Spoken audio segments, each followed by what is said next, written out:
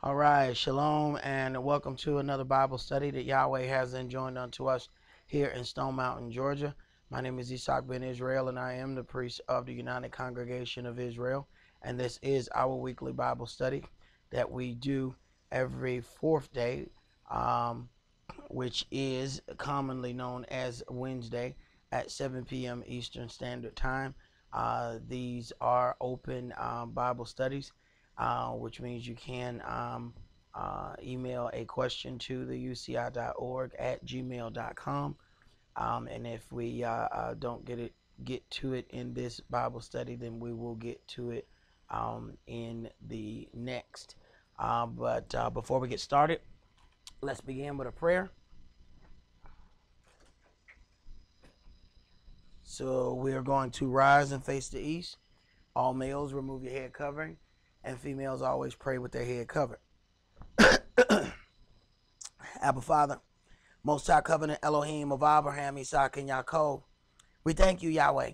We thank you, Father, for allowing us to come before you, come together to read out of this legacy that you have left unto us. We thank you, Yahweh, that you made a way to preserve the heritage and the legacy of your people, even though we were going to be cast off to the four corners of the globe. This, of course, has caused others to step into that place where void was left when Israel was scattered. Well, we know, Yahweh, that all things that are done in the dark will eventually come to the light. We know, Yahweh, that you are aware that there are people presenting themselves as being Israel in your land, proclaiming to be your people. We know that we have greatly sinned against you, Yahweh, and for that we had to undergo the things that were written in Deuteronomy 28 as far as those curses. We thank you, Father, that you have even preserved us even through the punishment. And we pray, Father, that you would continue to preserve us, that we may be able to set our eyes again on our land, the holy city. But the holy city being looked upon in peace and in righteousness, the way that it is supposed to be, and not the way that it is now. We pray, Father, that you would give us your spirit of understanding on this night, that we may be able to grow out of the things that we read. We ask these prayers not only for those that gather with us physically, but even those that gather by way of phones and by way of internet, those that gather out of a pure heart to serve you in truth and in spirit. In Yeshua HaMashiach's holy and divine name we pray. Amen and hallelujah. Hallelujah. Amen. All right.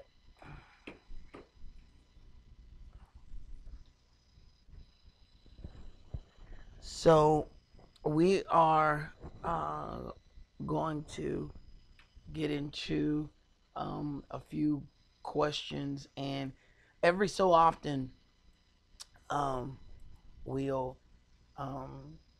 get kind of this same um, question as far as is it okay to keep birthdays, and um, it's one of those things because you hear so many people saying things.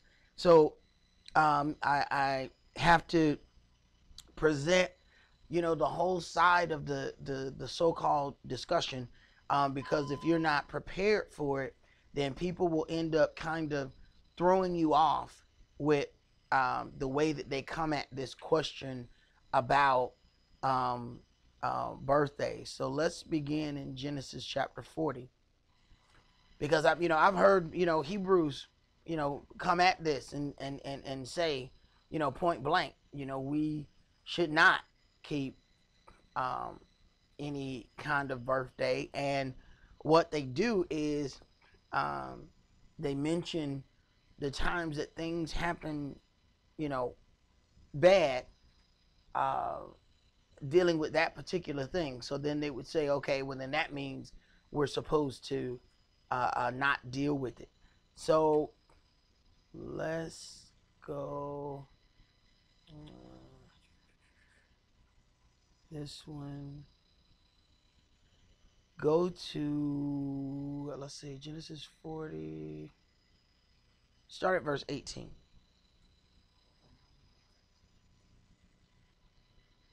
Genesis 40 and verse 18. Yeah. And Joseph answered and said, This is the interpretation thereof. The 3 baskets are 3 days. Yet within 3 days shall Pharaoh lift up your head from off you, and shall hang you on a tree, and the birds shall eat your flesh from off you. Okay, go ahead.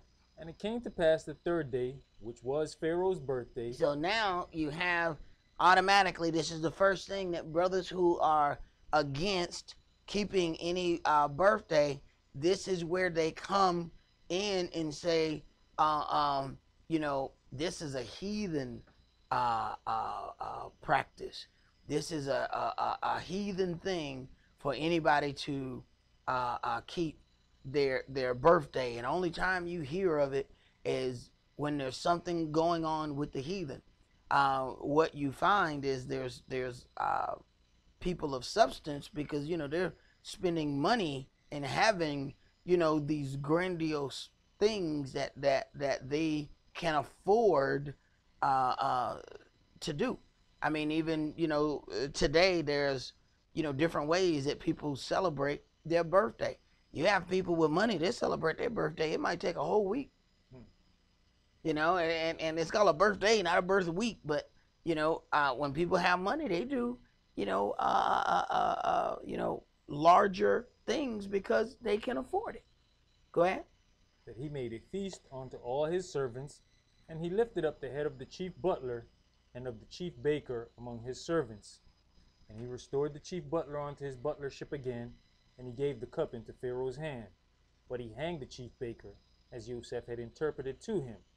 Yet did not the chief butler remember Joseph, but forgot him. So this is the thing that people will say about it, because there was this thing, then this makes birthdays, you know, must be evil. Let's go to Matthew chapter 14. Go ahead, brother. You know, when you look at it, you're looking at this one man lost his life. Mm-hmm. So I'm sure his family is sad. Right. That was on Pharaoh's birthday. Mm-hmm. This man's life was saved on Pharaoh's birthday. So I'm sure they looked at it differently. Right. Well, I mean, you have to look at how our people during that slave time, you know, we go in this book, right, and we find these things where we are then educated and find out that, you know, hey, these are pagan festivities. You know, we don't want to partake in Christmas and those things once we find out the truth. But then there's this thing where you know, you end up coming to blows with your family because they want to know, why don't you want to keep these things? Now consider why the slave would want to keep the days that their master kept. Well, understand, you got somebody that is rigorously working you and beating you if you don't meet your quota. And then all of a sudden, when it gets to this time, they're all of a sudden joyous. That automatically pushed the slaves to hey, there's something about this time. Whenever you start seeing those decorations, oh, this is good. Then the slaves were automatically, it was put in their head before they even understood what Christmas was. It became a joy to them. Anytime you getting beat and you stop getting beat, it's a joyous time. Now you imagine that this happens year after year after year. They're getting to the point where they're looking forward to it. It's like you said several times. You see them lights, you get that euphoric feeling within Right. yourself. Right. That feeling that you create in your own self, and it ain't nothing but some lights that you can, you know, buy for a couple dollars down at Walmart. But you know, once you start seeing the lights, now you have this feeling in you. Well, that comes from generation after generation of knowing that all of a sudden this mean man is happy. See? So if what would the slave say?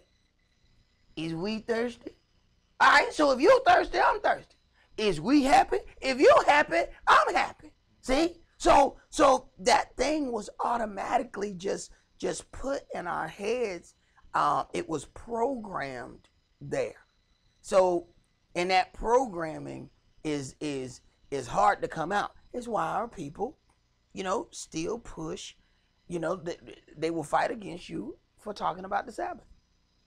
Hey, they said, what was Lionel Richie's song, Easy Like Sunday Morning? Okay, you notice that this man, all of a sudden on Sunday, when he got to go and go to his church service, because even though he, beat and raped and enslaved people, made them work without, wages, he had to go serve the Lord on Sunday. Now, that was automatically going to be a less working day because all his family got to go serve the Lord. So what does that automatically do? Automatically, the slave then has a less of a work day.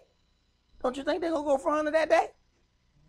See, it ain't hard to figure out how we got to be lovers of certain things. You don't have to explain much to a kid. A kid don't know what what's that, Halloween is about. But I tell you what, he figure out real quick, oh, I get to get candy. And he loves it. You don't have to convince a kid about Halloween. All you gotta do is tell them that they getting free candy. And the deal is sealed. So, it's a lot of these things. And getting in the word, you have to allow yourself the opportunity to be deprogrammed and reprogrammed. Our problem is we don't know that we've been programmed. See, we think that we thought those thoughts. That's why it's so hard to unthink them, because we think that they were our thoughts. When you get down to a radio station, the person who decides what's being played on the radio station is called a program director. And his job is to direct the programming of the radio station, but what his job is to tell you what you like. That's his job. No, you like this record. Because there's some records that you've heard, and when you first heard them, you didn't like them. You listen a little bit longer, and people, they keep playing the song, before you know it, you humming the song. And there are times that I've caught myself and said, man, I don't even like that song. Right. But they kept saying those things, and eventually you were programmed into automatically repeating it. Matthew chapter 14, and let's start this at verse 1. Hold on, brother, before you start. Dawid and Ephraim, come in here. I'm trying to read, and they're talking over me. Matthew chapter 14 and verse 1. At that time Herod the tetrarch heard of the fame of Yeshua, and said unto his servants, This is Johanan the Baptist. He is risen from the dead, and therefore mighty works do show forth themselves in him. For Herod had laid hold on Johanan, and bound him, and put him in prison for Herodias' sake, his brother Philip's wife. Right. So there's an altercation, and this altercation is because one brother has decided he gonna have the other brother wife. Now, according to as it is written, if one brother is married to a woman, he does not produce any child, then automatically, if that brother died, then the next brother has to then marry that woman. But the problem here is the brother's still alive. Go ahead. For Johanan said unto him, It is not lawful for you to have her. And when he would have put him to death, he feared the multitude, because they counted him as a prophet. But when Herod's birthday was kept, the daughter of Herodias danced before him, and pleased Herod, whereupon he promised with an oath to give her whatsoever she would ask. And she, being before instructed of her mother, said, Give me her John Baptist's head in a charger.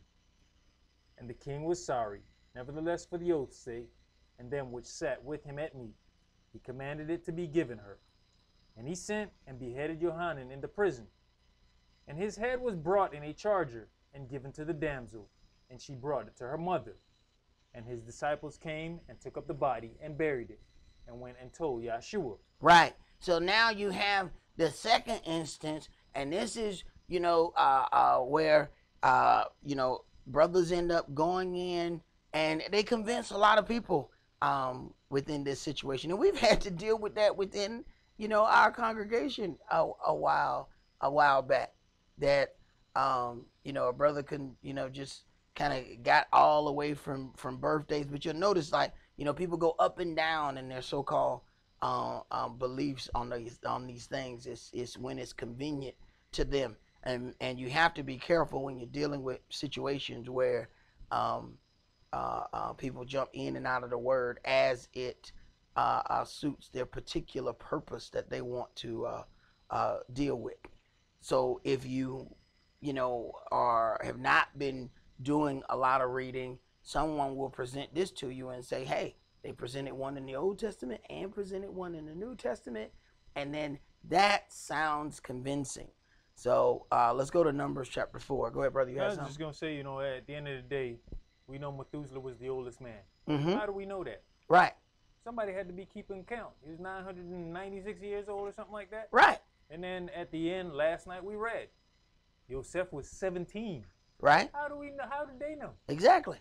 And that's that thing. But then now, what I'm going to go into now, though, gives another thing. Like, okay, in both of those instances, yes, it tells their age. But now we have some instances whereby there are certain duties allotted. So now it's got to be more than what just you said your age is. See, now it's got to be more than that. See, so when people say, "Oh, you can't celebrate your birth," now how we celebrate that is something altogether different. But we're gonna get into that.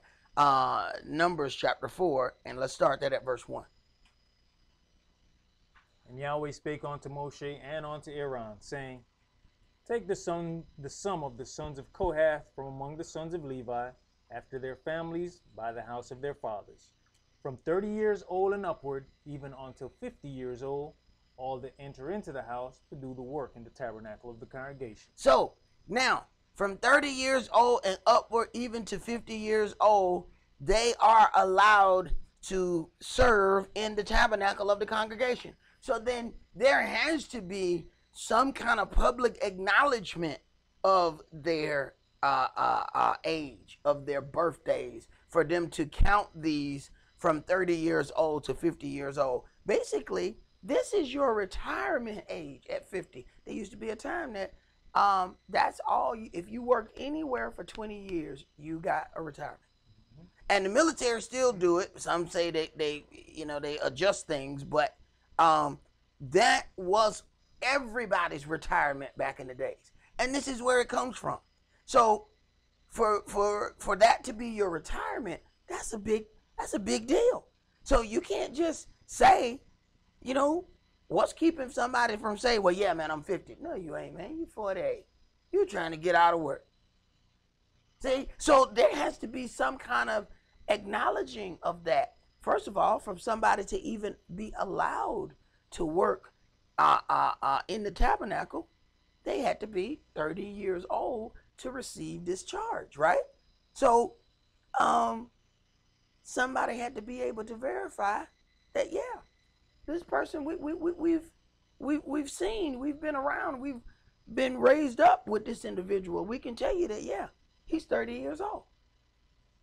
And even when you talk about Yahshua the Mashiach, it tells you that he was 30 years old, as it was supposed he was 30 years old when he received his baptism, and this is when he began his ministry. He did not begin his ministry. You'll have all of these things where people will have pictures. They got baby Jesus, they got teenage Jesus, they got, adolescent puberty Jesus. I guess he got pimples. So they got all kind of different, Jesus levels. But you find out Yahshua had to be 30 years old. This is why he couldn't just get that baptism at any time, because it was going to be time for him to perform some service. And he had to be of a certain age to do that. Go ahead. Even when you look at it, even Yahweh has to be keeping score. Because what did he say out in the wilderness? All that's 20 years and above. Yep. Gonna die out here. Right. Except for Caleb. Yep. in your Caleb and your and Joshua. Joshua, Joshua. right? Right. So imagine if you just looked old. Yeah, funny, but that was his daddy. Yeah. Imagine if you just looked old and got Right. killed. You wouldn't think it was fair. Right. Exactly. So believe you me, it was very well known who, and you know us. If somebody would have died, and we would have had a problem, a complaint against Yahweh. Yahweh, he wasn't 20. He was 19 and 3/4. See? Come on, man. You know we complain about everything else. You think we want to complain about that? We complained about everything that happened in that wilderness. There's no way if anybody wasn't just quite there, that it wouldn't have been a whole nother schism that we had with Yahweh about that. So you're right. That's a good point, because hey, they was cut off according to their ages. So there was definitely some keeping of even knowing that. And this is coming out of Egypt and then still not being in Israel. So they are in between and they still know what their ages are. Go ahead. Verse 4. This shall be the service of the sons of Kohath in the tabernacle of the congregation about the most holy things. And when the camp sets forward, Aaron shall come, and his sons, and they shall take down the covering veil, and cover the ark of testimony with it. Right. So because this was a very,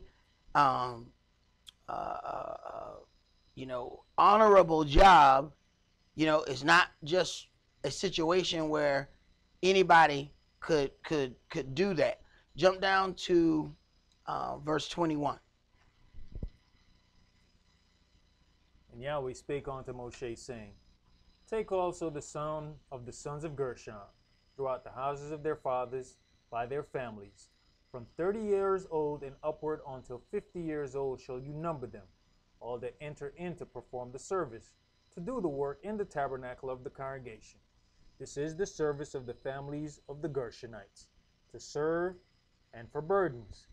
And they shall bear the curtains of the tabernacle, and the tabernacle of the congregation is covering, and the covering of badger skins that is above upon it, and the hanging for the door of the tabernacle of the congregation.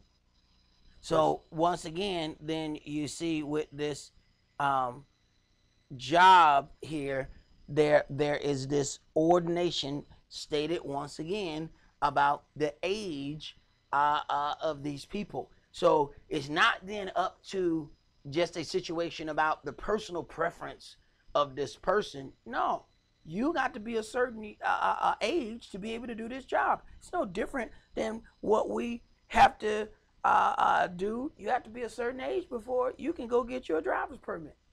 And when you go to show those people that your kid want to get their driver's permit, all right, well, I'm gonna need you to, somebody gonna have to prove their age, that they are old enough. And we know how that works. People look older, some people look younger. So there has to be something there about that. Now, the next part in that is, how do we keep that? There's a lot of things in what people, making the round cakes and putting the candles on it. A lot of those people ended up, that was some of their moon worship things and things of that nature. So we personally do not put any candles on, any cake or anything like that as far as that goes. But when you're talking about, acknowledging the birthday, things of that nature, we definitely do that. We have to understand, first of all, before we get too deep into things, is sin is defined as the transgression of the law. Now, it does say if someone knows to do good and does not do it, then it's sin unto them. And that's referring to like certain situations and things that may come about. But when you talk about a keeping of a birthday, understand something. If we read some things about birthdays in Genesis, this is before Israel has a land or a law. a lot of the laws that Yahweh had given us, remember what he was saying. Do not do such and such and such and such. Because all these nations whom you go to remove, they have done these things. So if Yahweh had a problem with birthdays, because the heathen was doing it, don't you think he would have mentioned it? Because there were certain things, when he even mentioned it, it was because this is what those other nations are doing. And we can already see that that was going on in Genesis, and he brought us out of Egypt. So he very well was aware of what was happening in Egypt. Let's go to Exodus chapter 20.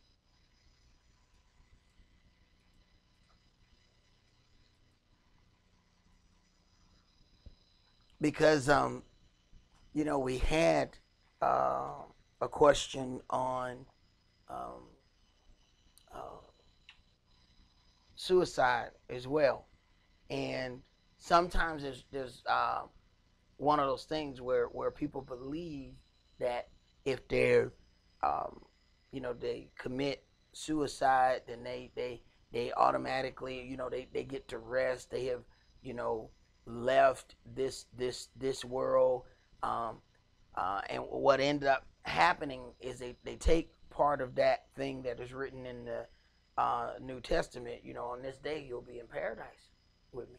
So then they believe that there's nothing wrong with suicide, and that person will automatically be in some kind of paradise by just leaving this world. But what we have to understand is we are Yahweh's creation. And even if you decide to kill yourself, you still shed blood on Yahweh's creation. It says your body is the temple. And then it says you are not to defile your temple.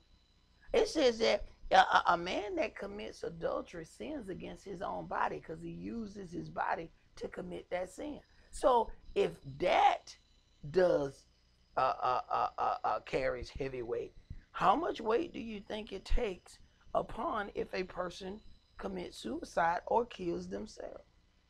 Remember, we are made in his image. Exodus chapter 20, and let's start that at verse 1. Just to add to what you're saying, we were told not to even put markings on our skins. Right. So, and those have now turned into tribal markings, tattoos, all of these things. A tattoo is basically ink and a knife cutting into your skin.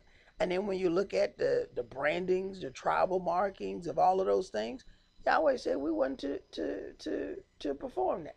So, and that's just fleshly destruction on the outer level. To commit suicide, you got to go past the outer flesh to do that. Go ahead. Start verse 1? Yeah. Exodus chapter 20 and verse 1.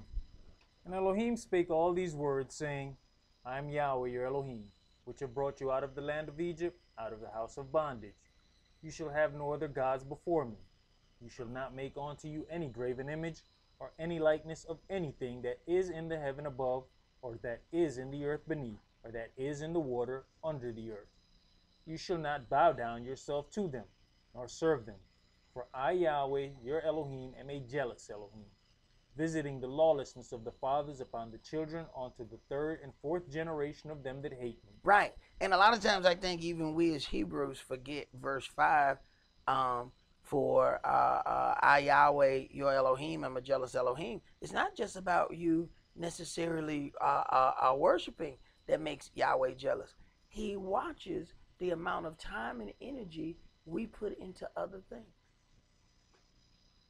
And then he looks at the time and the energy that we put into the things concerning the kingdom. And we don't consider that we've activated the jealousy of the God of Israel. And then when things start happening, we can't figure out why. Go ahead. And showing mercy unto thousands of them that love me and keep my commandments. You shall not take the name of Yahweh your El in vain, for Yahweh will not hold him guiltless that takes his name in vain. Remember the Shabbat day to keep it holy. 6 days you shall labor and do all your work. But the seventh day is the Shabbat of Yahweh your El. In it you shall not do any work, you, nor your son, nor your daughter, your manservant, nor your maidservant, nor your cattle, nor your stranger that is within your gates. So that Sabbath, you're not supposed to work, or as it says, nor your maidservant, nor your cattle. Everybody get a break. When you are the person over that house, when you keep your Sabbath, everybody get to keep the Sabbath. So you don't just say, I'm going to rest, but I need my servant to do this, and this. No. Your servant get to rest too. Go ahead. For in 6 days Yahweh made heaven and earth, the sea, and all that in them is, and rested the seventh day. Wherefore Yahweh blessed the Shabbat day and hallowed it. So the Sabbath is more about the rest of Yahweh. It has absolutely nothing to do about the resurrection of the Messiah. So that we can change that, like those two things went synonymous with one another. That's the whole part of the lie, because they're not connected. You have Yahweh rested from his creation, then you have the sacrifice of Yahshua, and then him being raised, and then people say, well, okay, this is the day that we're going to keep, and we're going to call it Resurrection Sunday. And there was already a holy day set for the day that he rose, which is the Feast of First Fruits, and it was already ordained before Christ was even on the face of this earth. Go ahead. Honor your father and your mother, that your days may be long upon the land which Yahweh your El gives you. You shall not kill. Right. You shall not kill. Now, it's a situation where, okay, if you shall not kill, you can't kill somebody else, and you can't kill yourself either. Because now you already go into a situation. Here's the bad part, or the really, really bad part about, suicide. It's something you can't ask forgiveness for. Let's say there was a situation and you did, murder somebody you killed, whether it was an accident or something like that. Now there can be some kind of restitution paid. There can be some kind of prayer made. There can be some fasting and all of these things about the thing that you've done. But when the person that you killed is you have absolutely no opportunity to pray about that particular thing. Let's go to Genesis chapter 4. Because, see, there's certain things that are just universal across the board, even though there's no quote-unquote law. So when we read here in Genesis 4, you have all of these, Sunday morning televangelists saying, go away from that law. Go away from that law. You have to ask yourself something. In Genesis 4, before there's a law, how is it still wrong for one brother to murder the other? There's no law. See?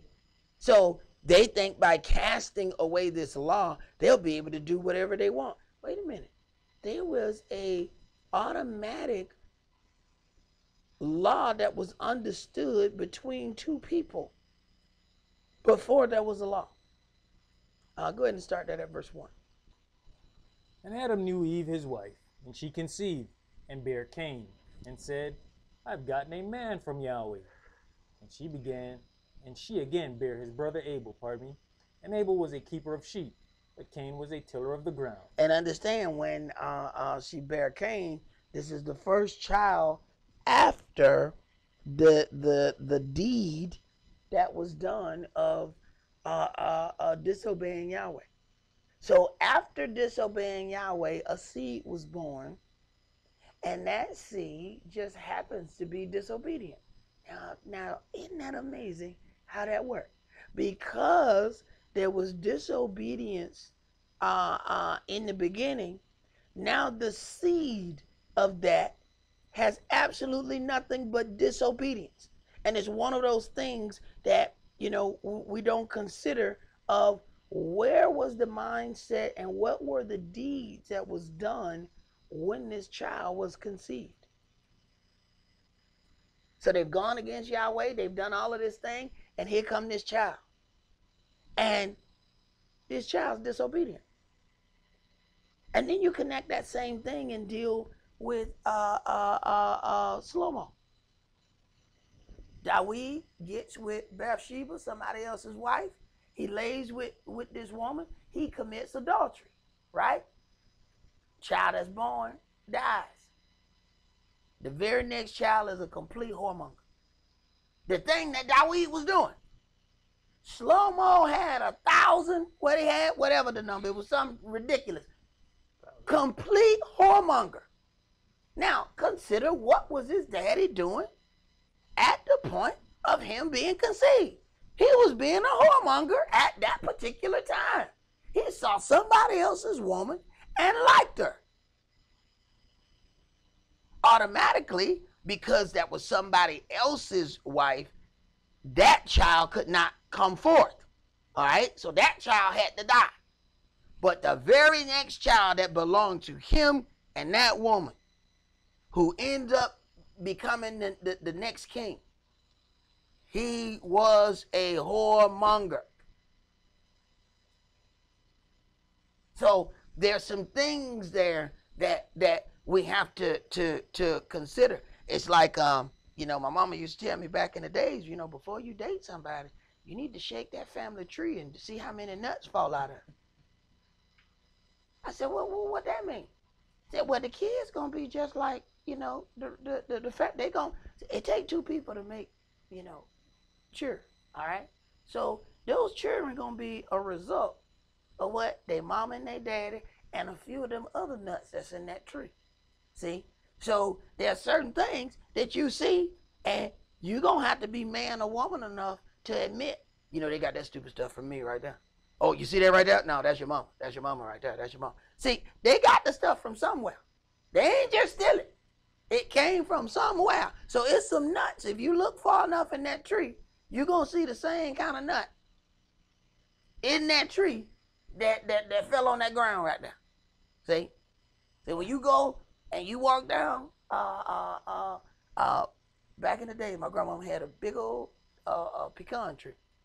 You walk around, you see pecans all over the ground. I gotta look up, see where them nuts came from. They came from that big tree right there. Go ahead. Verse 3. And in process of time it came to pass that Cain brought of the fruit of the ground an offering unto Yahweh. And Abel he also brought of the firstlings of his flock and of the fat thereof. And Yahweh had respect unto Abel and to his offering. But unto Cain and to his offering he had not respect. And Cain was very angry, and his countenance fell. Mm-hmm. And Yahweh said unto Cain, why are you angry? And why is your countenance fallen? If you does well, shall you not be accepted? And if you do not well, sin lies at the door. And unto you shall be his desire, and you shall rule over him. So now when you deal with a sin, which is then a trespass, understand the very first law was do not eat from the tree. When he commanded, it is a commandment. What a lot of times we'll go in Exodus 20 and look at these commandments. No, the commandment was don't eat from the tree. And see, you have to just deal with the automatic disobedience that's there, because a lot of times people can't help but be disobedient because they ain't listening when the commandment is even given. So later on, they can't follow what they're supposed to do because they didn't even hear what they were supposed to do. Go ahead. And Cain talked with Abel his brother. And it came to pass, when they were in the field, that Cain rose up against Abel his brother and slew him. Uh-huh. And Yahweh said unto Cain, where is Abel your brother? And he said, I know not. Am I my brother's keeper? So now he's a murderer and a liar, and a little bit smug, if you will, because the question was a rhetorical question. Where is your brother? He already knew he did it, you know, and you know what he done. So now he says, I know not, lie, and am I my brother's keeper? After you done murdered him, then you ask, oh, is it my job to know his whereabouts? So then he speaks smug even after he's done the wrong. Go ahead. You know, and I think you mentioned this years ago. You know, what we don't realize, it takes time for things to trickle out of your system and ways to change. Yes. It's just like, I've heard of people doing them, got an upcoming drug test, and they go take that thing to flush it out. You go and give that first urine sample, you're gone. Because it has not come out of your system. That's the process of beginning of it coming out of your system. So here, like you said, after this sin has been committed, this is the product of what's coming out of their system. Right. And it is interesting because afterwards, after some time, they get another child and he don't act that way. So first, Abel didn't act that way. And then the child that they're given after Abel does not act that way. See? So it is this thing that is there. Go. What did you stop at? Keep going. Genesis chapter 4 and verse 10. And he said, what have you done? The voice of your brother's blood cries unto me from the ground. And now are you cursed from the earth, which has opened her mouth to receive your brother's blood from your hand. Right. It says the living thing of something is in the blood. Therefore, we are not allowed to eat blood. Whenever you cook something, you have to cook it all the way through so that there's not any blood in it. So when you go to these restaurants and these people say, oh, I want my stuff medium rare, that means it's got blood in it. The blood is the life of that animal.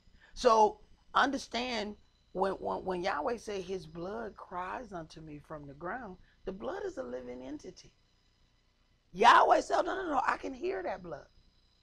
Just like the ground, it says he formed man out of the ground. We never consider how alive the ground is because it doesn't move like us, so we don't think that it is alive. But consider how a tree grows 50 feet in the air and it just came out of that same dirt that you came out of. The stuff that feeds us come out of that same ground, but we don't think it's living. Go ahead. When you tilleth the ground, it shall not henceforth yield unto you her strength. A fugitive and a vagabond shall you be in the earth. And Cain said unto Yahweh, my punishment is greater than I can bear. Behold, you have driven me out this day from the face of the earth, and from your face shall I be hid. And I shall be a fugitive and a vagabond in the earth. And it shall come to pass that everyone that finds me shall slay me. And Yahweh said unto him, therefore whosoever slays Cain, vengeance shall be taken on him sevenfold. So now, consider this. He is killed.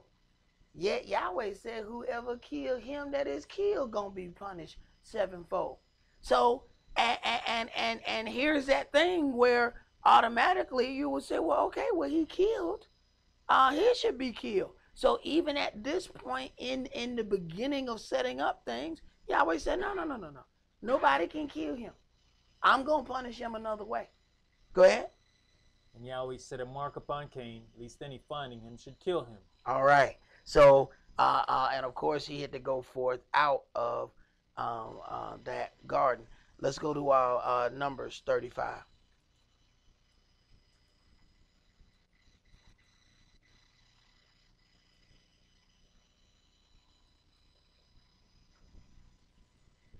Numbers 35, and let's start that at verse 9.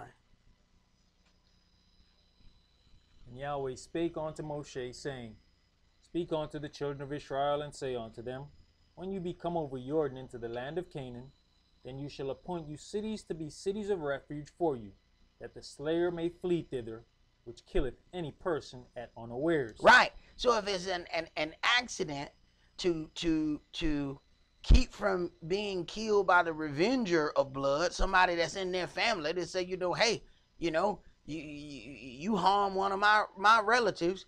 Says that if it was a person which killed a person at unawares, something that they didn't mean to do, then there's a place where that individual can go to keep from being punished. Go ahead.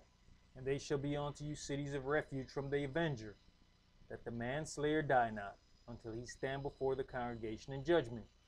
And of these cities, which you shall give 6 cities, shall you have for refuge.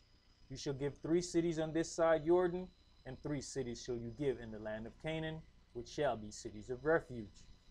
These 6 cities shall be a refuge, both for the children of Israel, and for the stranger, and for the sojourner among them, that every one that kills any person unawares may flee thither.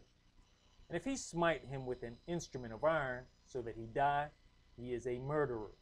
The murderer shall surely be put to death. So now he's instituting this punishment of death upon somebody who intentionally murdered someone. If that was an intentional thing, then that punishment is then given. So then we have to look at the situation of a suicide. It is an intentional murder. It is just an intentional murder of yourself. Go ahead. And if he smite him with throwing a stone, wherewith he may die, and he die, he is a murderer. The murderer shall surely be put to death. Or if he smite him with an hand weapon of wood, wherewith he may die, and he die, he is a murderer. The murderer shall surely be put to death. The revenger of blood himself shall slay the murderer. When he meets him, he shall slay him. But if he thrust him of hatred, or hurl him at him by laying of weight, that he die, or in enmity smite him with his hand, that he die, he that smote him shall surely be put to death, for he is a murderer. The revenger of blood shall slay the murderer when he meets him. But if he thrust him suddenly without enmity, or have cast upon him anything without laying of weight, or with any stone wherewith a man may die, seeing him not, and cast it upon him, that he die, and was not his enemy, neither sought him his harm, then the congregation shall judge between the slayer and the revenger of blood according to these judgments. And the congregation shall deliver the slayer out of the hand of the revenger of blood, and the congregation shall restore him to the city of his refuge, wherewith he has fled. And he shall abide in it unto the death of the high priest, which was anointed with the holy oil. But if the slayer shall at any time come without the border of the city of his refuge, wherewith he was fled, and the revenger of blood find him without the borders of the city of his refuge, and the revenger of blood kill the slayer, he shall not be guilty of blood. Because he should have remained in the city of his refuge until the death of the high priest. Right. But after the death of the high priest, the slayer shall return into the land of his possession. Now, this may sound easy, okay, he accidentally killed somebody, you go to the city of refuge, and you stay there until the death of the high priest. All right, now, but you notice it says after the death of the high priest, he shall return into the land of his possession. So that means this person is in one place, which may be of lesser amenities, while they have fine land somewhere else. So it starts to mess with them people, that they will want to go back to be comfortable and go back to that land, and then they end up getting killed. And there was a situation after King Shlomo got into power, being the king, that he allowed one of them to go and just stay in one place, but that person either had a servant or had something that ran, and he decided to run after that servant and go get him. And Shlomo made sure he was slayed because he left that city that he was not supposed to leave. Go ahead. So these things shall be for a statute of judgment unto you throughout your generations in all your dwellings. Whosoever kills any person, the murderer shall be put to death by the mouth of witnesses. But one witness shall not testify against any person to cause him to die. Moreover, you shall take no satisfaction for the life of a murderer, which is guilty of death, but he shall be surely put to death. And you shall take no satisfaction for him that is fled to the city of his refuge, that he should come again to dwell in the land until the death of the priest. So you shall not pollute the land wherein you are, for blood, it defiles the land. So blood defiles the land. So consider the weight of what happens here. Whenever blood is shed, it defiles the land. So you have something that ends up having to happen because of that. Go ahead. And the land cannot be cleansed of the blood that is shed therein, but by the blood of him that shed it. Defile not therefore the land which you shall inhabit, wherein I will dwell, for I, Yahweh, dwell among the children of Israel. All right. So we have to consider some things, even as it is written in Deuteronomy 21 and verse 23. A body shall not remain all night upon the tree, but you shall in any wise bury him that day. For he that is hanged is accursed of Elohim. And it says that your land be not defiled, which Yahweh your Elohim gives you for an inheritance. So this is when the same situation, when they hanged the Messiah, not by his neck, on the tree. They automatically wanted to get him to come down. But what is common among the heathen, to hang the bodies of the people that they are persecuting, so that it mentally programs the other people by seeing what has happened.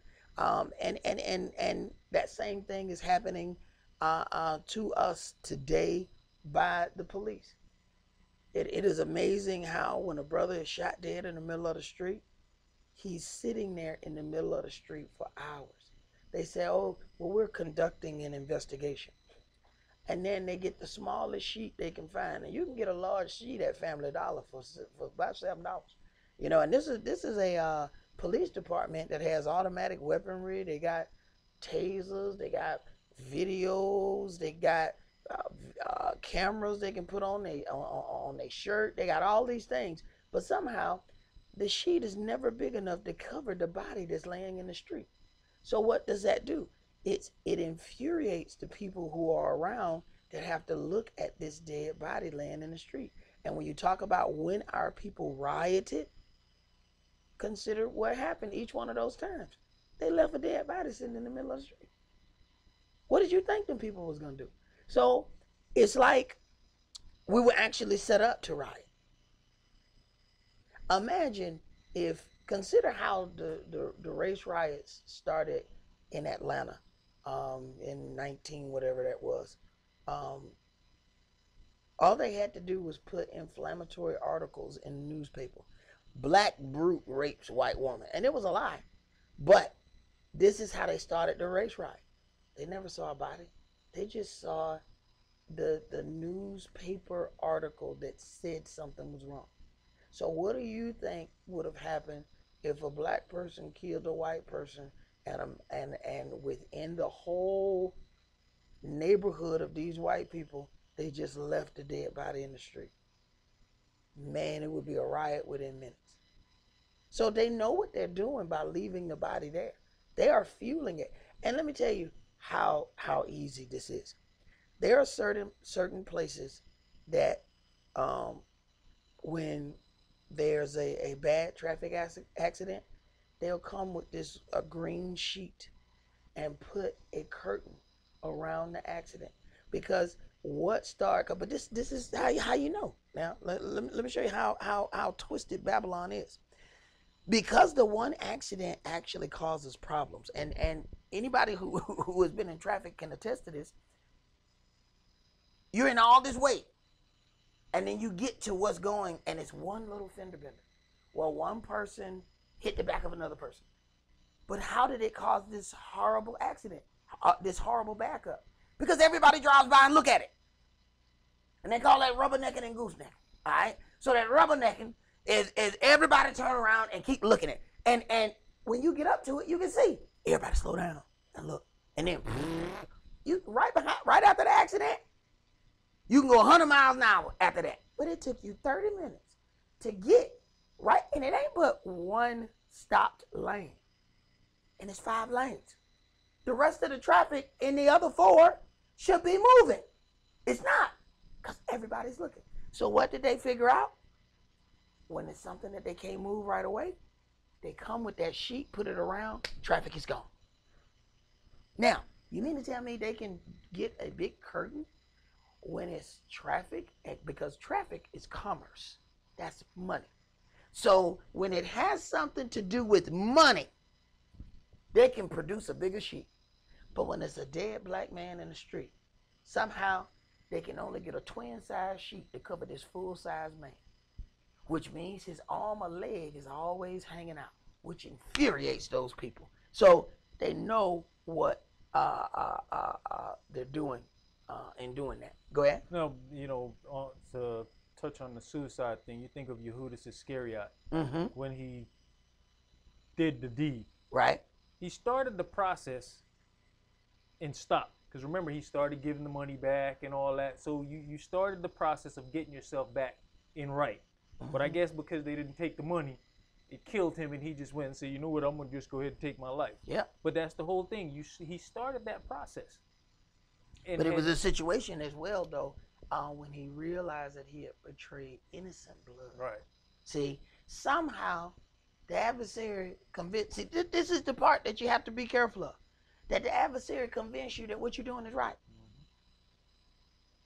See, think about what it said. When he realized, as he came to himself, see, he says, I've betrayed innocent blood. What, you didn't know that when we was planning it? How the hell you didn't know it before? What was you paying attention to?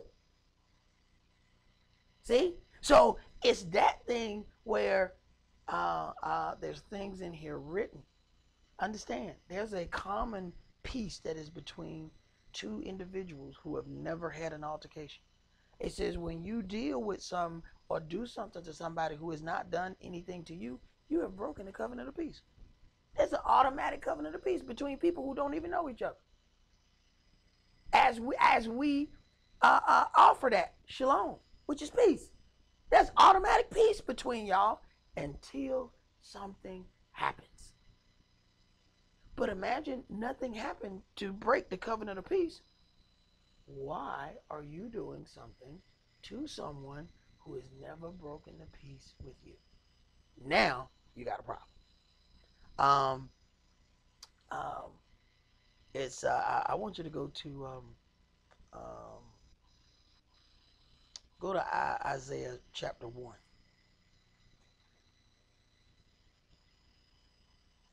Because in this, we're going to deal with actually 2 things here.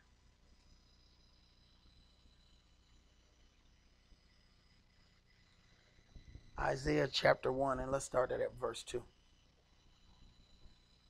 Hear, O heavens, and give ear, O earth, for Yahweh hath spoken. I have nourished and brought up children, and they have rebelled against me. I've nourished them, brought them up. I provided for them. I gave them a set of rules to follow, but they've rebelled against me. Go ahead. The ox knows his owner, and the ass his master's crib. But Israel does not know, my people does not consider. Okay. The ox knows his owner. This is a dumb animal who understands who rules over him. The ass, another dumb animal that knows his master's crib. He understands where he's fed, where he's nourished, where he is taken care of. But Israel, these people, they don't consider what I do for them. So a lot of times we read that and we keep going. Sometimes you have to slow down to see the level that Yahweh is then putting the children of Israel on. These dumb animals are more obedient than you. And the animals don't have law. Go ahead. Ah, sinful nation, a people laden with lawlessness, a seed of evildoers, children that are corrupters. They have forsaken Yahweh. They have provoked the Holy One of Israel unto anger. They're gone away backward. Why should you be stricken anymore? You will revolt more and more. Right. So now Yahweh said, I have punished you enough.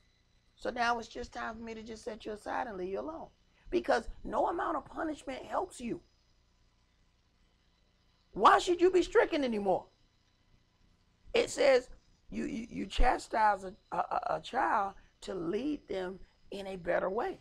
But if none of that works, I'm just wasting all my time and yours too. Why should you be stricken anymore? Go ahead. I was gonna say, even as a parent, man, if you got a child and you keep beating them, and after a while you get tired and fatigued, it's like, man, just exactly. Exactly. Just go on about your business. Just go on wherever that is you want to go, wherever disobedient children go. Go that place. Because it's like, what you going to do? Beat them to death? And Yahweh says, you will revolt more and more. It don't matter what I do to you. You're going to do what that is you want to do. He says, your whole head is sick and your whole heart faint. There's something wrong with your head and there's something wrong with your heart. Ain't no need me whooping you. What am I whoop your tail for? Your butt ain't the problem. It's your head and your heart. That's where the problem at. Go ahead. From the sole of the foot even onto the head, there is no soundness in it, but wounds and bruises and putrefying sores. They have not been closed, neither bound up, neither mollified with ointment. Your country is desolate. Your cities are burnt with fire. Your land, strangers devoured in your presence. And it is desolate and overthrown by strangers. Mm-hmm. And the daughter of Zion is left as a cottage in a vineyard, as a lodge in a garden of cucumbers, as a besieged city. You know, and that's some strange stuff right there. In verse 7, your country is desolate. Your cities are burned with fire. Your land, strangers devoured in your presence. And you would say, you know, why would we do that? Hey, we do the same thing today. We will allow people to set up businesses in our neighborhood and they can treat us any old kind of way. And we go right back in there. Strangers devour our land in our presence. They treat us any old kind of way. I watch people argue at some of these stores, these corner stores, and you go by there and see the same people going right back in the store where they just got through being mistreated. And how else do we do it? We go in there and throw all our money around, and we spend all our money throwing it away. That's strangers devouring your land. You're spending all your money in these strange places, and you end up having, you know, nothing to provide for your own land, your own self, your own well-being, your own family. Strangers are devouring all your substance. And we do not even take it to heart. Go ahead. Except Yahweh of hosts had left unto us a very small remnant, we should have been as Sodom, and we should have been likened unto Gomorrah. Right, that would have been righteous judgment. But Yahweh even withheld the righteous judgment.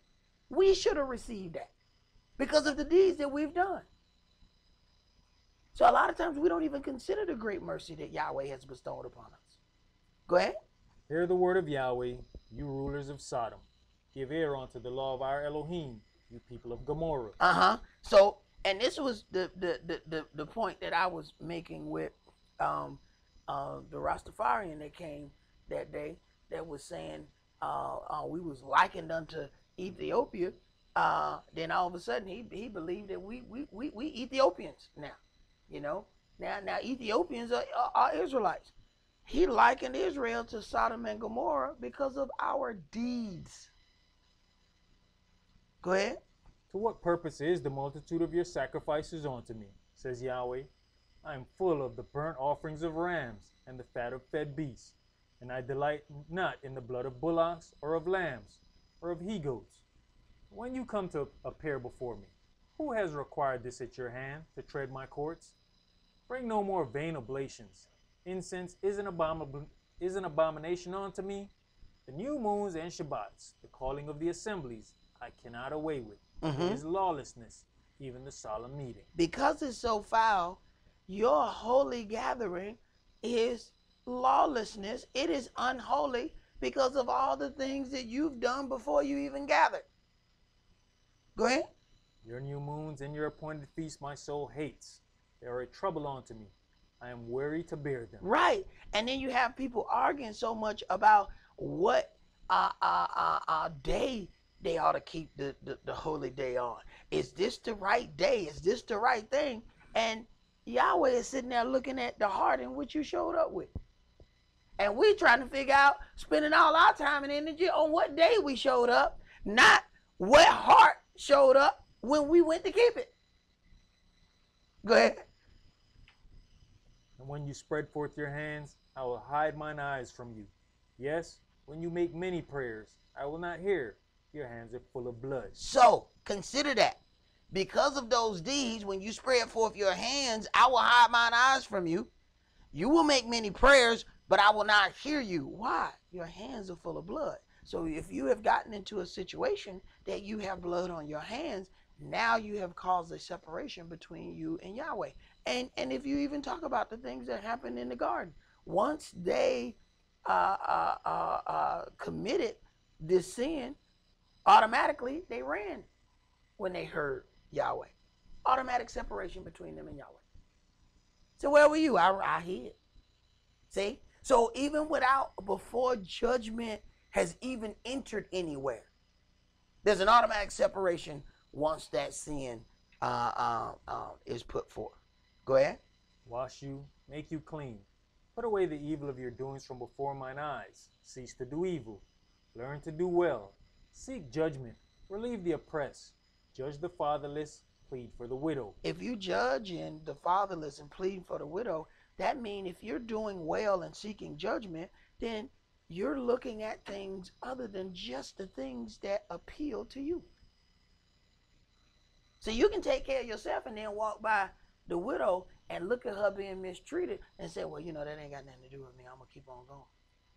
Yahweh said something wrong with that.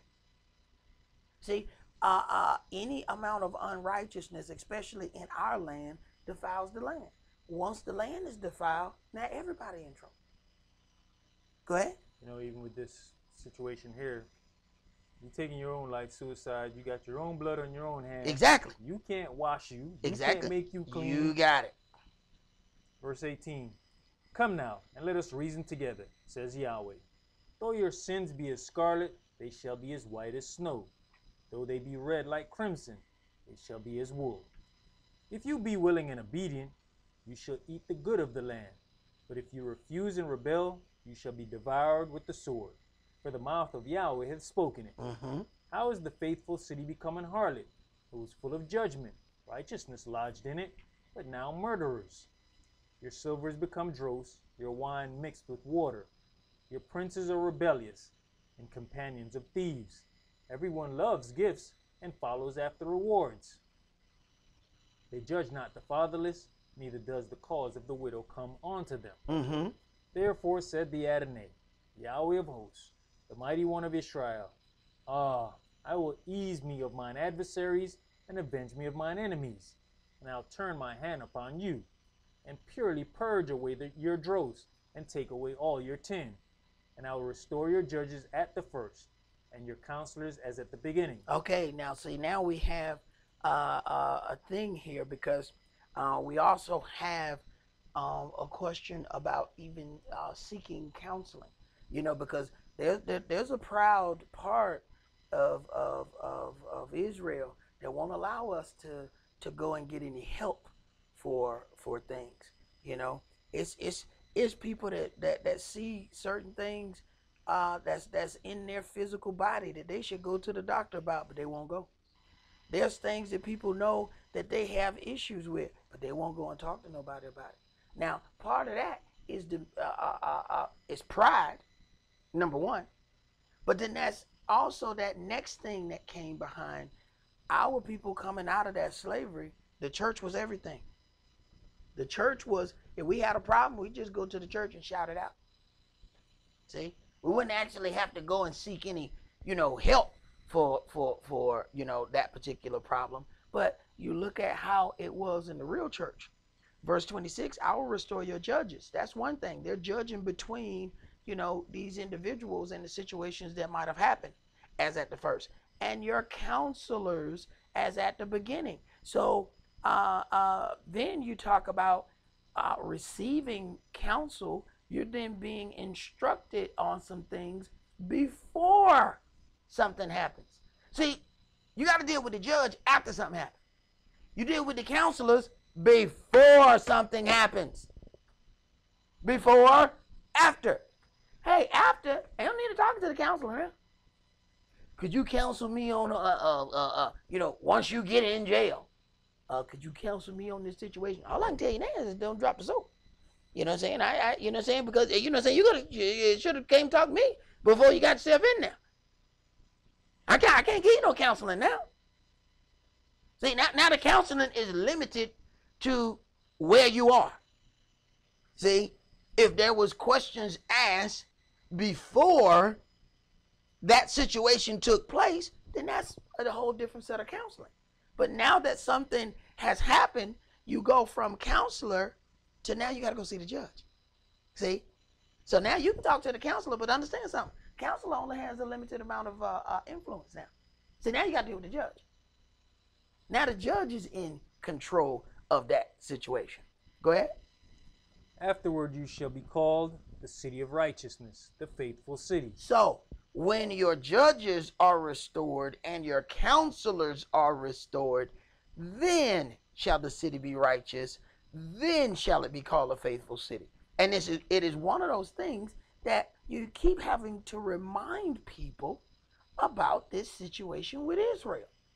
As many murders as these people commit, as much foulness that goes on, people still keep talking about, oh, we're going to the Holy Land. Right. You go ahead and keep believing that if you want to. And the amazing part is all of the Hebrew Israelites who talk about, oh, we should be doing this. We should be going in, to Israel. Man, let me tell you something. If you watching how bad they are killing the Palestinians, they can kill all of the Hebrew Israelites in one swoop, in one night. They already put most of them in the same place. They already slowly killing most of them by putting them near the nuclear reactor. And you see the stuff that they're doing to the Palestinians, they are cutthroat. So the land that they basically give the Hebrews is the land that they didn't want.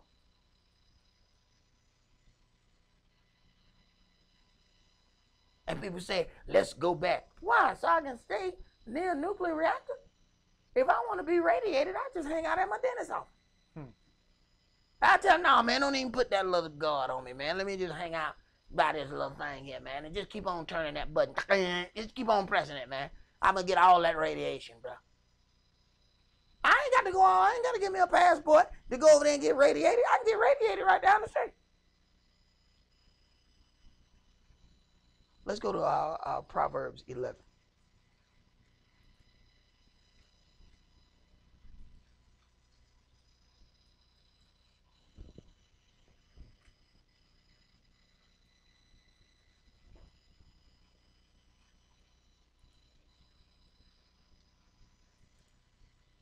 Proverbs 11 and verse 1.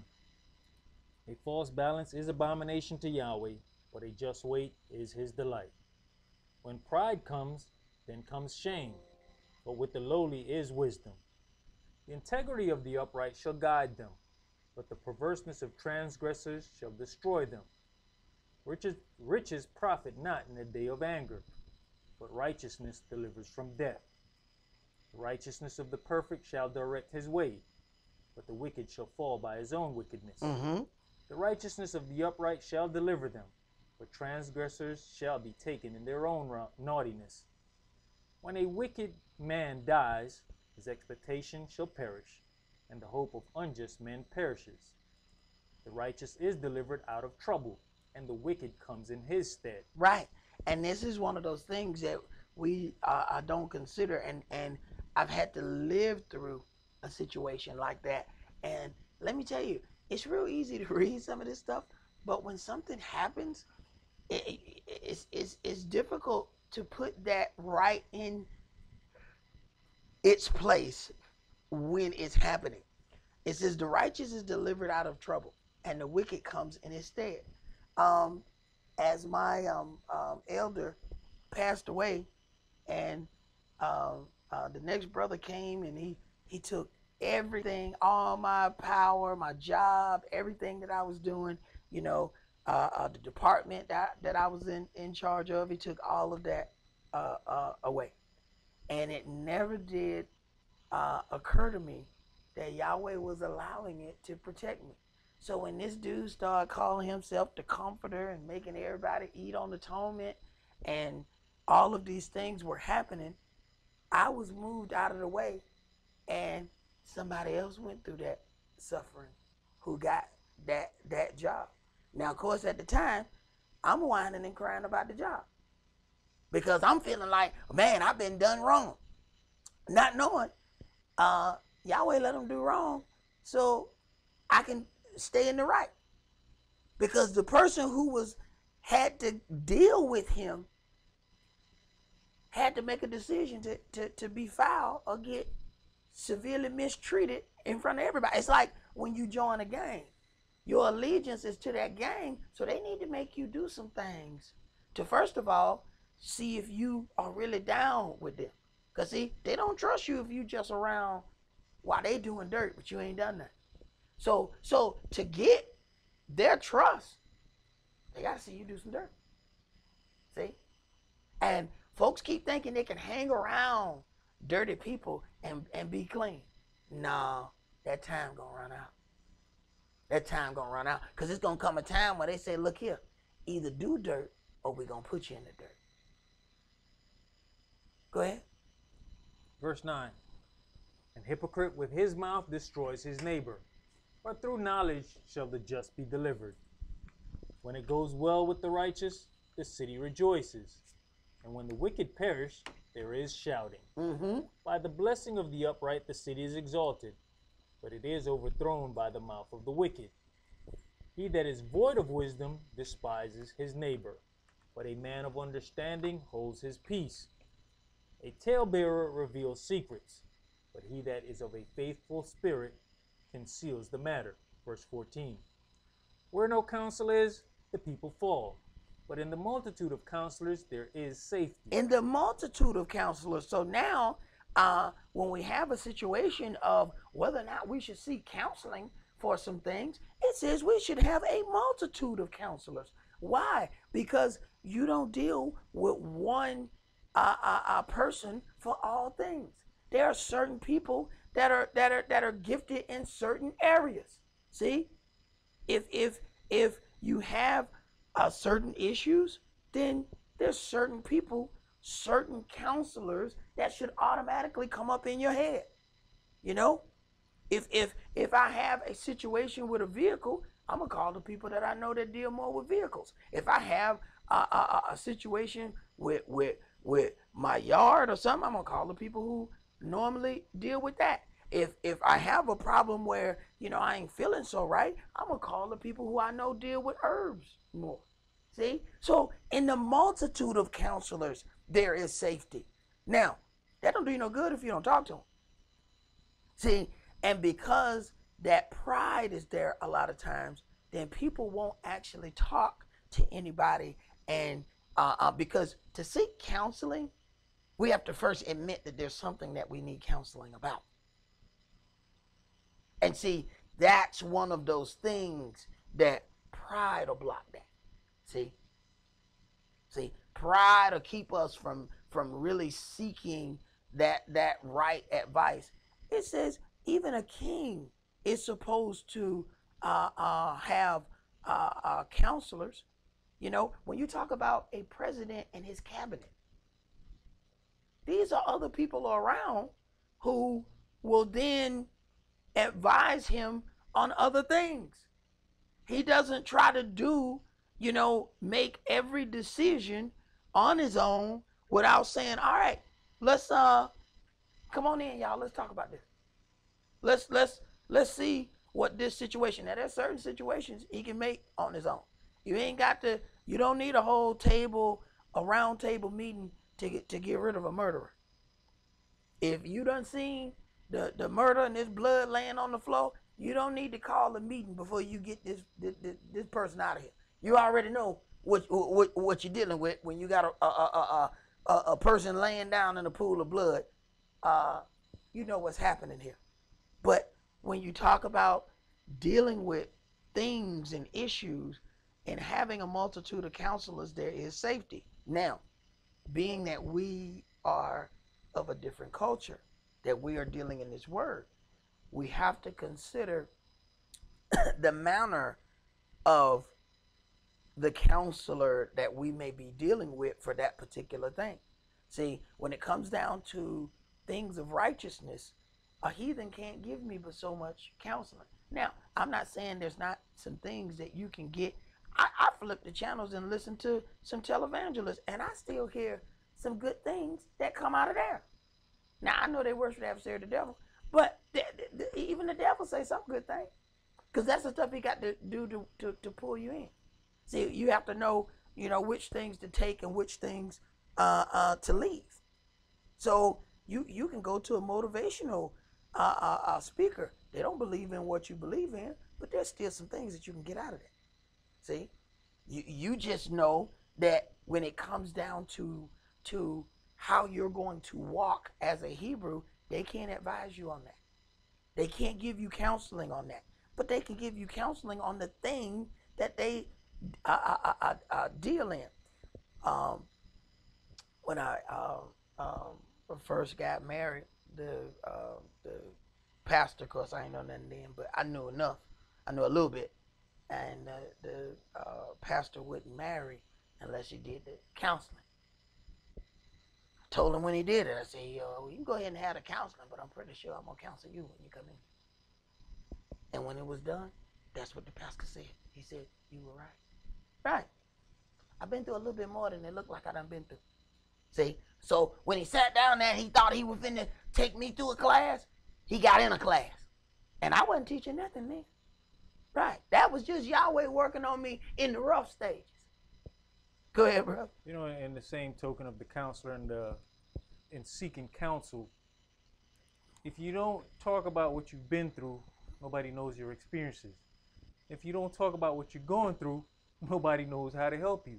Because you could have a person who has the ability to counsel on a situation, because we know nothing about you. Right. We don't know what you've been through and what your expertise is. And that's the whole thing, is your experiences is not necessarily for you to keep to yourself. Right. And a true statement. It really does affect how you're able to, even when a counselor is dealing with something on the worldly end, they ask you they don't just come in and start counseling or telling you, you should do this, you should do that. They need for you to start talking. All right, tell me about such and such. Okay, now tell me about this. Now, you're giving them enough information. It ain't no different when you go to the doctor. They got a big questionnaire. They're going down and they're narrowing down these things. All right, they're putting, okay, you say you had, your daddy had diabetes? Oh, okay. Okay, your mama had high blood? Oh, okay. So they're going down all of these things. Without information, they can't help you. And there's some people that go in the doctor and lie like a Persian rug. Do you smoke? You smell like smoke right now. No, I don't smoke. No, I don't smoke. I've had people that went to the doctor with their family members, and as their family member is talking, they're having to interject every other question. When do you exercise? About 3 times a week. And the person's like, that's you mean like about 3 times a month, right? Right? Okay, that's what they really mean. Okay, do you smoke? What? Now, maybe once a month. I think you mean maybe like twice a week, right? Okay. Right. So, it's like, why go to the doctor? Why go to any of these people and then lie? And then we'll be the first one to say, they gave me a wrong diagnosis. Well, you lied the whole time you was there. How was they supposed to give you good counseling the entire time and they don't know nothing? So not saying something is the equivalent of lying. When you don't have any information, how are you going to deal with that? So it's we limit ourselves, and sometimes it's that people are just, you know, quiet and off to themselves, and in other times it's that high level of pride that won't allow us to reveal who we really are and open up. See, that pride keeps up that wall. See, there's the person who we are, and then there's that person that we present on Facebook. That person always happy. Yeah, man. That person always get the good pics. You know, because you in control of that. See, you in control of what pics you post. You in control of what pose you gonna make. See, so that's the Facebook you. You know, then there's the real you. See, you can't counsel the Facebook person, because a Facebook person that's not real. See, and if there's not enough information there, you know, it's going to be a problem. And with somebody being in the Word, understanding that we don't have the same culture as other people, it is going to affect the counseling. I have had a family member ask me to counsel their spouse. Now the problem is my family member don't believe in the Word. See, so we're going to bump heads. My counseling is not going to work for you because, and of course, the person is trying to seek counsel for the other person, but but while I'm listening to it, I'm like, no, you don't understand. See, you need counseling too. See, because, while you telling me about all the problems that they have, I've already seen like 3 or 4 of yours. So as you want them to fix everything about them, when you gonna fix some of the things about you? And they're not considering that as they're requesting this counseling, because the problem got to be all them, because damn it, it can't be me. It can't be me, because I got my stuff together. No, I think you might need to come to counseling with them. You know, because this is not going to go how you think it's going to go. But sooner or later, we're going to hit a brick wall anyway.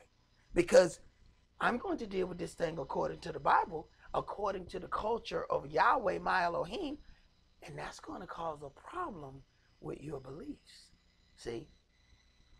So even the counseling is limited to where that person's head is at.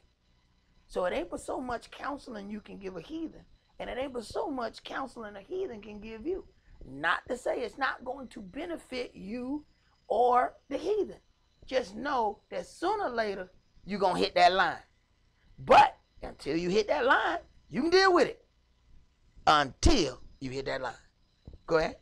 Proverbs chapter 11 and verse 15. He that is surety for a stranger shall smart for it, and he that hates suretyship is sure. A gracious woman retains honor, and strong men retain riches. Strong men retain riches. That means, they're not making it rain every week. Do you know there's this thing in the video that we have got? This is how you know we have just began to be sick and degenerate. You know that little card machine that they shoot the cards out? You know they got a money machine where you stick the whole thing in the money and you press the button and it just shoot the money in the air. So you don't even have to make it rain yourself physically no more. They got a rain machine. Yes, you just put the money in the rain machine and you pull the trigger and it just shoots the money up in the air. Now that's a sick and twisted people right there. So somebody developed that because of our stupidity. Right, they've watched our stupidity in the videos. Making it rain. They listen to our songs. Make it rain, make it rain, make it rain.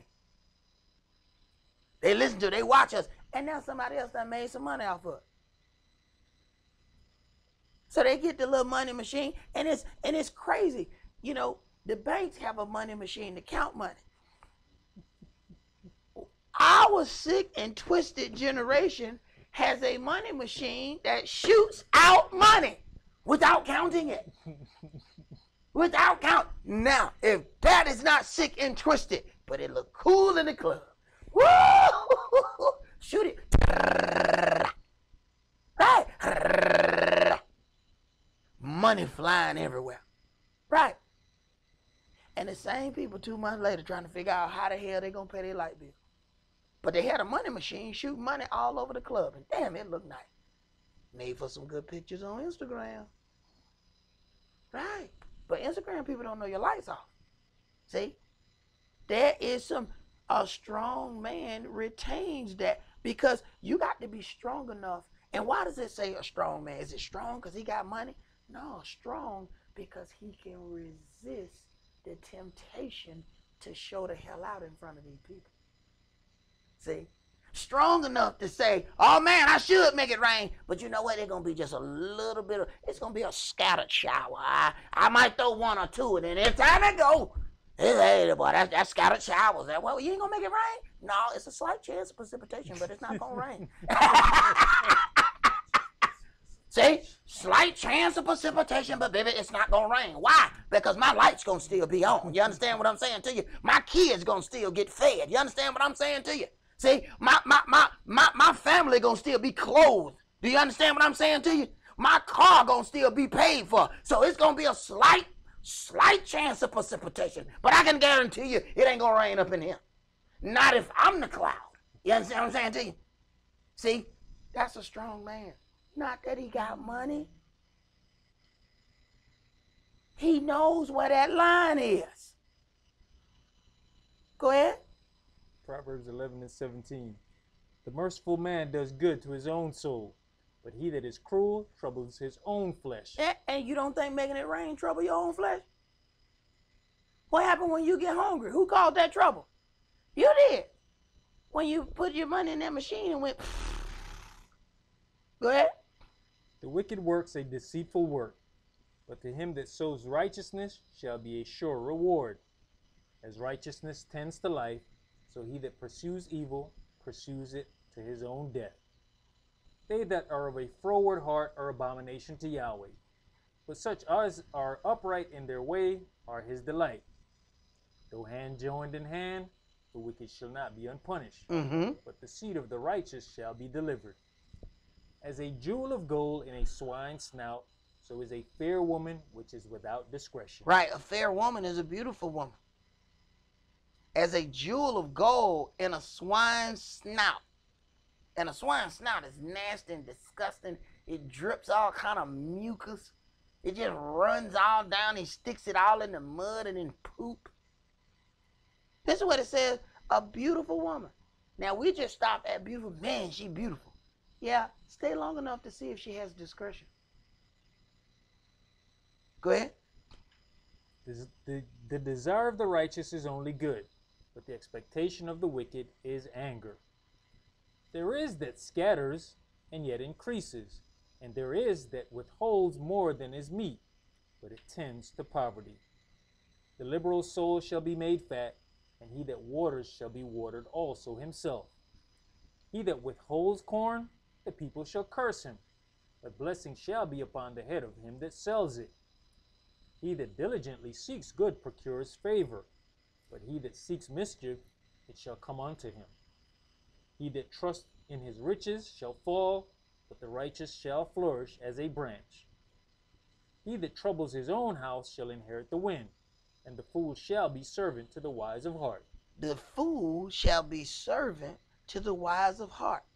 So eventually the dealings then make it to be where the fool has to be a servant to the people who handle themselves better. Go ahead. The fruit of the righteous is a tree of life, and he that winneth souls is wise. Behold, the righteous shall be recompensed in the earth, much more the wicked and the sinner. All right. Let's go to Leviticus 23. If you guys are not aware, we have the Feast of Pentecost coming up. I want to say that it's not this Sabbath, but I think the next Sabbath night. So it'll be like the 26th at sundown. Let me look at my calendar to make sure. That will be our Pentecost. So We will keep the regular Sabbath on the 26th, broadcast at 1 o'clock. Then that night at sundown at 9 p.m., so that's Saturday, 9 p.m. on the 26th, that will be the Feast of Pentecost. And we will do all of the things that we normally do on Pentecost. And what I've found interesting, and some of these organizations have it on the same week as us, and then some of them have it on a week before. But what is interesting is I was driving down the street and past a church. It is a Presbyterian church, and they are advertising their Feast of Pentecost next week. So you have to then ask yourself, how do you have Pentecost, but you did not keep Passover, you did not keep the Feast of Unleavened Bread, any of these things, but yet they somehow still know when Pentecost is going to be. So it is rather interesting as to how that goes down. Leviticus 23, and let's start that at verse 9.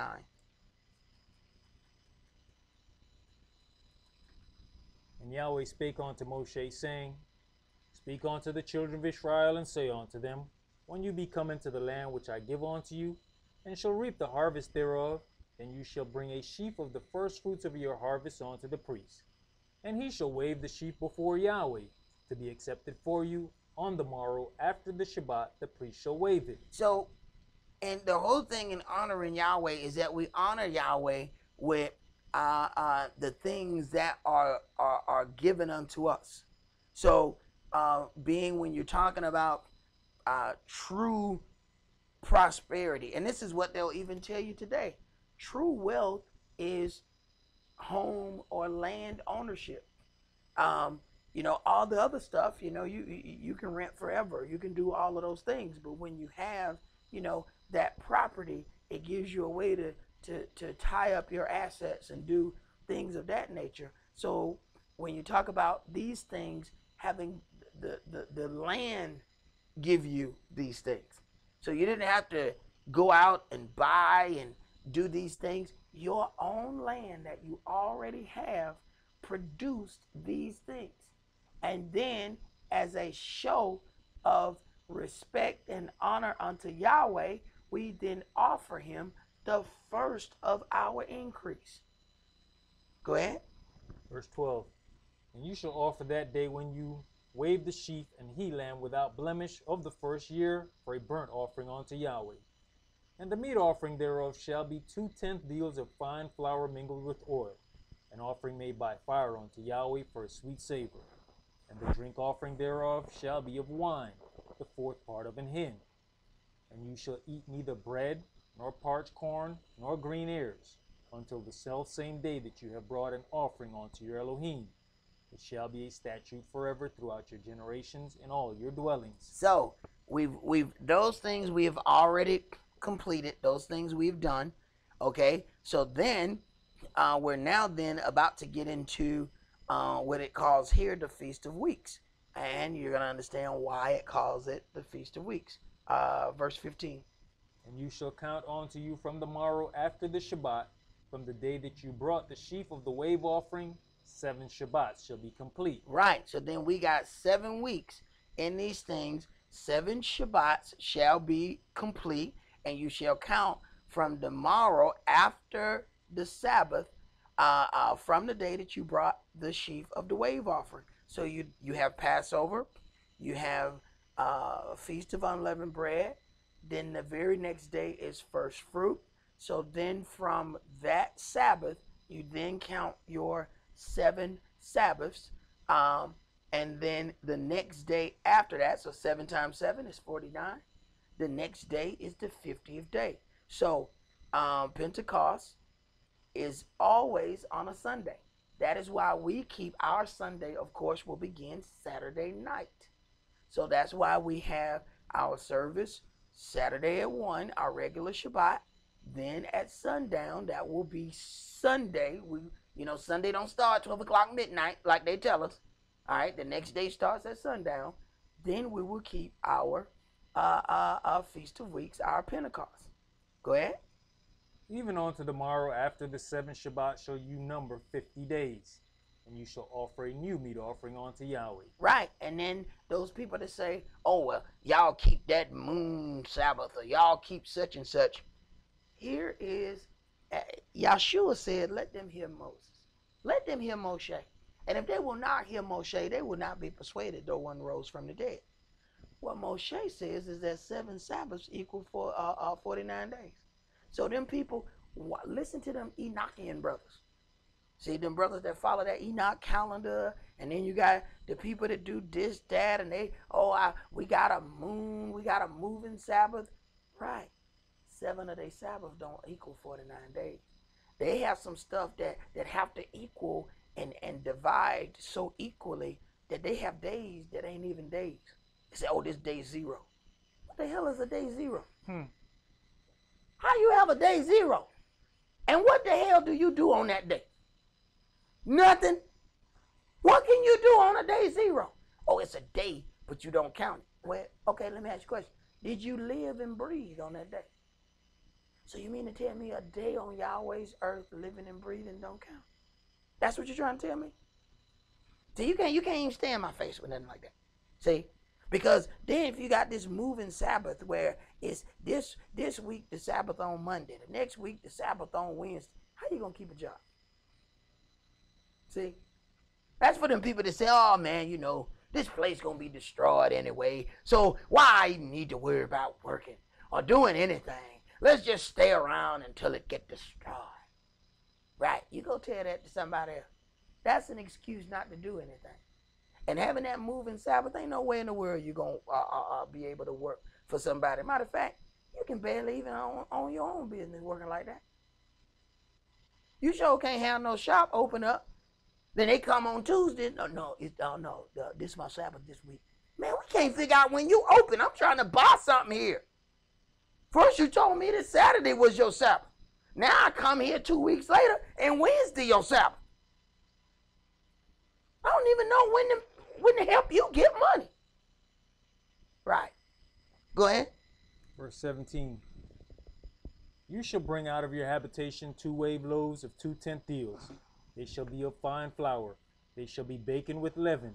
They are the first fruits unto Yahweh. And you shall offer with the bread 7 lambs without blemish of the first year, and 1 young bullock, and 2 rams.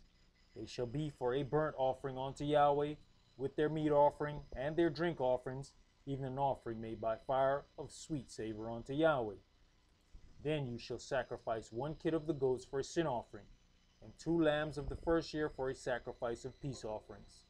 And the priest shall wave them with the bread of the first fruits for a wave offering before Yahweh, with the 2 lambs. They shall be holy to Yahweh for the priest. And you shall proclaim on the selfsame day, that it may be an holy convocation unto you. All right, let's go to Exodus chapter 23.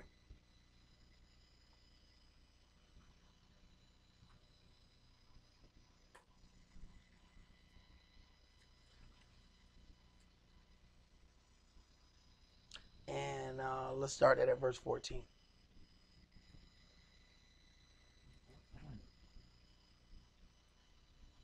Three times you shall keep a feast unto me in the year. Now, when it's talking about, we have 7 holy days. But these feasts, it is dealing with the appearances when we make an appearance unto Yahweh our Elohim. Go ahead. You shall keep the feast of unleavened bread. You shall eat unleavened bread 7 days, as I commanded you, in the time appointed of the month of Bib. For in it you came out from Egypt, and none shall appear before me empty. And the feast of harvest, the first fruits of your labors, which you have sown in the field, and the feast of ingathering, which is in the end of the year, when you have gathered in your labors out of the field. Right. Now, Feast of Harvest is the Feast of Weeks, which is Pentecost. And then you have the Feast of Ingathering, which is the Feast of Tabernacles. They list them in order, but they are called different names depending on which book it is written in. Go to Deuteronomy 16 and read verse 16.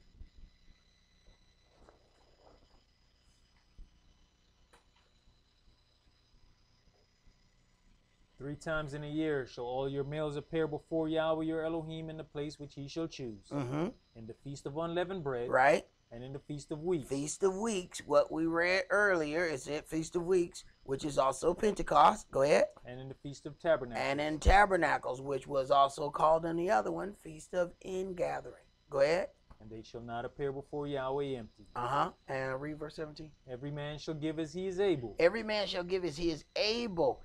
See, this is why you find the Christian organizations will keep Pentecost. See? Because every man must make an appearance and give an offering. Now, they don't explain that when they're talking about it. See? They ask for certain offerings. They require certain things, but they don't really get into what this is. See? Because, see, you find this written as well in the New Testament, but these are the same people that tell you that the law is done away with. So why are you keeping Pentecost? This is ordained by the law. Yeah, they tell you the law is done away with. Why are you keeping it then? Because they see an opportunity to get paid. Go ahead. "According to the blessing of Yahweh your Elohim, which he has given you." Right. So every man shall give as he is able, according to the blessing of Yahweh your Elohim, which he has given you. So nobody can tell you how much that you are supposed to give. It is based upon what Yahweh has given that individual. And trust me, Yahweh knows what he has given each and every individual. So if there's transgression there, ain't nobody gonna know but you and Yahweh. So, but that's all that we're gonna do for tonight. I did want to just make sure that we knew 26 at sundown. We will be celebrating the Feast of Pentecost. All right, let's leave out with the prayer. And we're going to rise and face the east. And all males remove your head covering, and females always pray with their head covered. Abba Father, Most High Covenant Elohim of Abraham, Esaac, and Yaakov, we thank you, Yahweh, for giving us another opportunity to gather together and read out of this legacy. We pray, Father, that you would open up our hearts, that we may be able to receive this word. And we pray, Father, that you would allow it to direct our steps. We pray, Father, that you would allow it to guide us and protect us, Yahweh. For we know that we have some great and terrible times coming against us. But Yahweh, these things must come to pass if we're going to be restored unto our land and restored as a people and set forth in a place where the whole world will know that we are the children of Israel and that we glorify your great and holy name. We ask these prayers not only for those that gather with us physically, but even those that gather by way of phones and by way of internet, those that gather out of a pure heart to serve you in truth and in spirit. In Yeshua HaMashiach's holy and divine name we pray. Amen and hallelujah. Amen.